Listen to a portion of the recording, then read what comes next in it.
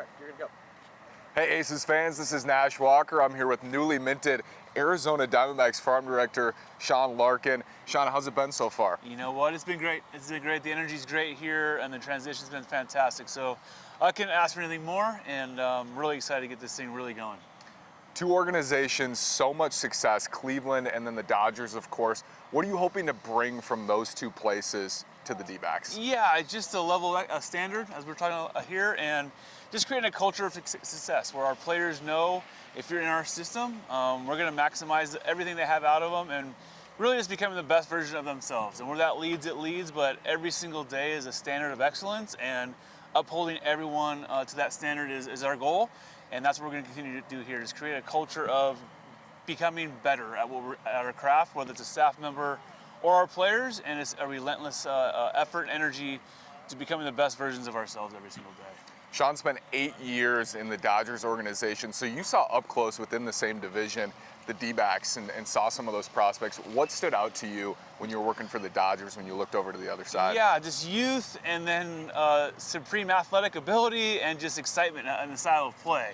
As you look into it and you're watching it, it's like, man, we got the D-backs, and it's like, man, you didn't want to play them because you know it was a different style, it was a different energy, and a different, more of a blue collar, ankle biter, if you will, mentality, which you appreciate. And then all of a sudden you start finding yourself going, man, I don't want to play them in a way.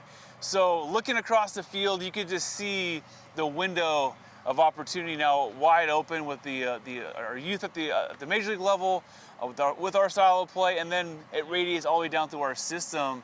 And it's a really exciting time to be a Diamondback, that's for sure. So definitely recognize it from across the field, and now being in it with these guys, couldn't be more excited about. We've had great players come through Reno the last couple of years. Lesser known, but the lower minors in this system, super impressive. Very impressive. Again, we're young. The one thing that really stood out as I got under the hood a little bit more was the youth. We had really young players per level, average age, especially at the lower, A-ball levels. And having them all come back this year as a year older, their bodies physically have changed, but they have, the talent's been there, and now they have the body and mentality to match it. Is really exciting with the players that we have coming up through the system, that they'll be becoming more familiar names as these next couple of years come to pass. You mentioned specific goals, getting the most out of every guy individually. Do you have any broader goals, maybe like keeping the system toward the top of the league for X amount of years, or do you just think on a day-to-day? No, we're trying to build sustained success. That's the ultimate goal. Not only year to year, but then how do you manage that? How do you sustain it over a long period of time, to where not only is our system robust with good athletes and we're winning at a low level, but then we're constantly feeding our major league team with our players. And then the pieces that you want to go get is ones here and there, just as supplements to our core. And that's the goal, is making sure we not only draft and then develop internally and have that sustainable up and down the system.